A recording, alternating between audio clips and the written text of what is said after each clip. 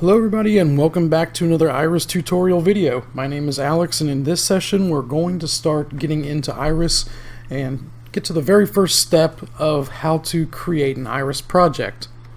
Now in the last video I know I threw a lot of information at you, basically covering all of the functions that are within IRIS and not really going into too terribly much detail or showing you exactly what they do.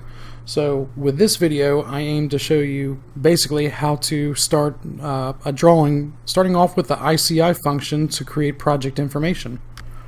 With that said, let's go ahead and get started by clicking Start Drawing. And this will bring up your DWT drawing template. And the first thing that we're going to do is double check to make sure that IRIS loaded up by hitting F2. And this will show you that all of the IRIS functions have loaded up. Once you're done with that, you can click F2 again to get out of it, and we can go ahead and start with the first function. First things first, we're going to type in IHK to bring up the IRIS hotkeys, and the one that we're going to concentrate on for this one is ICI, and that's our IRIS custom info. So you can either highlight it and click OK, you can double click on it, or if you know the function later on down the road, you can simply just type in ICI right down here into the command line. For the sake of this demonstration, I'm just going to double click on it and get started. The very first thing that comes up is event name, and we're just going to go ahead and create something that's just a bit of a test project. So we'll just, let's see here, I'm in Cincinnati, so we'll just say it's Cincy, whoops, got the caps on, Cincy Expo. And for the venue, the one here is Duke Energy Center, so we'll throw that in. For the job code, you can throw in anything. I'm just going to throw in code that I've been using as a test code, which is X1234567889. And for the drawn by, I just throw in my initials, and I throw the middle name in there because there's a really good chance that we're going to have designers that have a first name and a last name with the same letters. So I just throw the middle initial in there just to clear up any confusion. For the account executive, we'll just say, oh, I don't know, Bob. And for the project name itself, and this is what we'll actually call the project, we'll just say that this is Cincy Entrance Unit. Now, if there is a budget provided for this, you can go ahead and put it in there. More often than not in OLP, there is not a budget associated with this, so we'll just treat it the same way here and just leave it blank. Now to show you what's happened there is we'll go over into our paperspace view here real fast, and I'm going to zoom in down here at the bottom. That shows all of the information on our templates. And actually, let me zoom back out here. First things first, we have a new template that we're working on. It has our updated logo, and we have switched out some of the information, put it all down here at the bottom, so we have a little bit more real estate here in our viewports. In the viewport itself, I have everything set up to where it's defaulting to hidden line. And if you highlight the viewport and go down to the shade plot, we're going to be using legacy hidden, and what that does is it gives us really nice clean vector line drawings of anything that we want to print out when we go to plot this out in a PDF format. And I'm going to run through the paperspace tabs here real fast and kind of let you know what all to expect when you see this new template that we've created for you. First things first, and if you see this highlighting down here at the bottom, we have an isometric view, a plan view, floor plan, metal view, panel color view, countertops and shelves, perspective 1 and perspective 2 if we need them, a legend page, a report page, which is new for the designers that have been with us for a while, a labor page, which is also new, and a summary page. Now, these first pages here that I was talking about, and I'll scroll back through them here, isometric all the way through legend. These are the tabs that we're going to send out to both the account executive and the client. So this will have all of the parts information that we need, as well as all the drawings. The three that are at the back here, report, labor, and summary, these are going to basically what's the word I'm looking for? It's going to replace the summary sheet that we did through PDF. And a lot of the reason for that is the summary sheets that we were generating in XZWare had a lot of fields that we didn't do anything with. There were a lot of fields and text variables that just came out as 0 or just had no information. And we created this within the drawing, one, because it keeps all the information easy for us to go through and review later on down the road, and also because, well, it just gives us a cleaner look overall.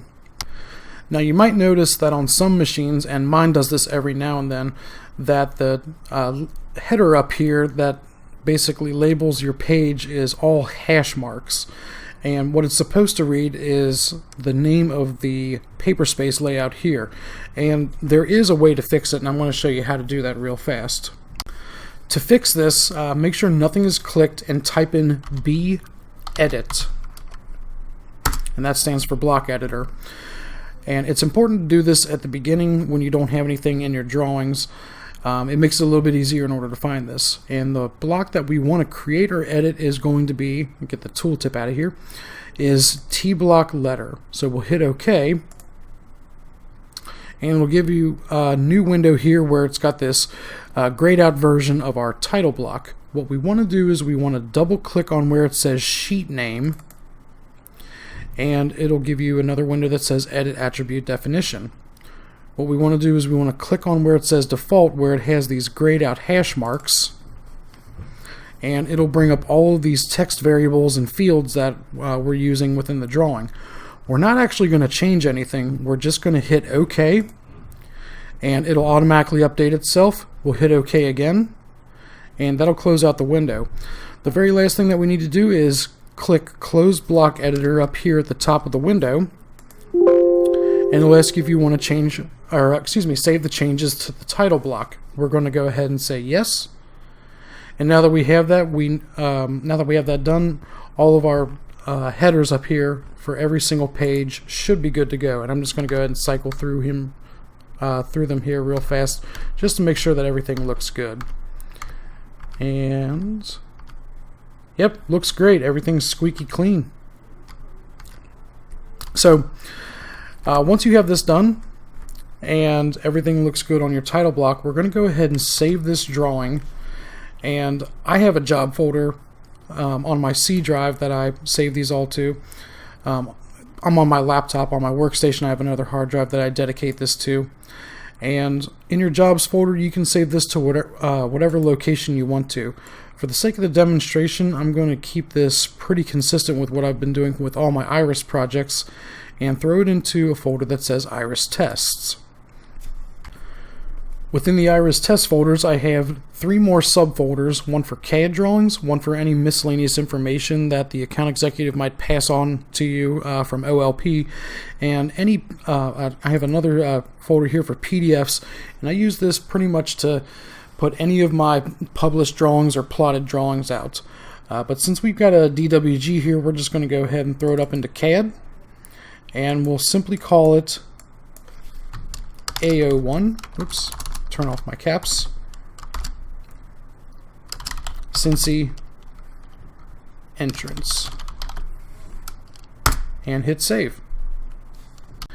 So just as a quick review, we're going to go through some of the information that's transferred through the project information, the ICI command, and through saving the file.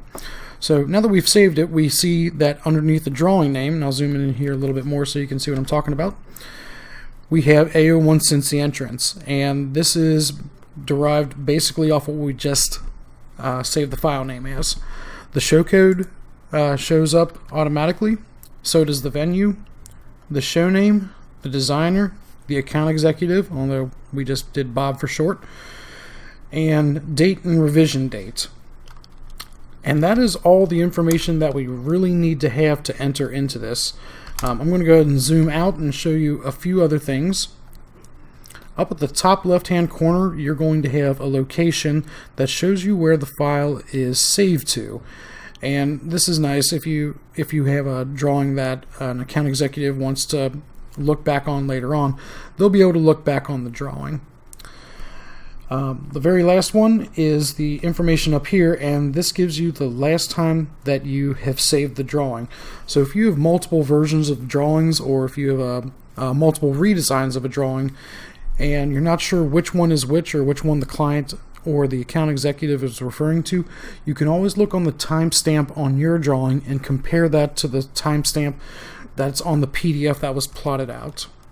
So to get back out and see the rest of it, I'm going to type in Z for zoom, E for extents, and that shows us the entire window. And if we cycle through all of the other paperspace tabs here at the bottom, you can click on them here with your mouse, or you can hold down Control and hit page down or page up to cycle through them. We'll see that all the information across all of these paperspace tabs is consistent with the first one. And as mentioned in some of the other previous videos, this gives all of our drawings a very clean, consistent look. So with that said, I'm actually going to go ahead and stop this video early here, since even though this is a pretty simple step, it's a very important one, and I know I may have given you a little more information than what you need. I do feel that it's important that you guys not only know how something works, but why it actually works and why it does what it does. So with that said, I'd like to thank you very much for watching this video. I tried to keep this one short because I know the last one went a little bit long as well. As I mentioned in all of my videos, if you have any questions or comments, feel free to give me a phone call or shoot me an email and let me know what's going on. If there's something that needs a little bit more attention than just going through and having a conversation with me, I can always go in through TeamViewer and check out the drawing and actually recreate the error that you're having in real time. So now that we're done, I'd like to thank you very much for watching, and I'll see you again in the next video.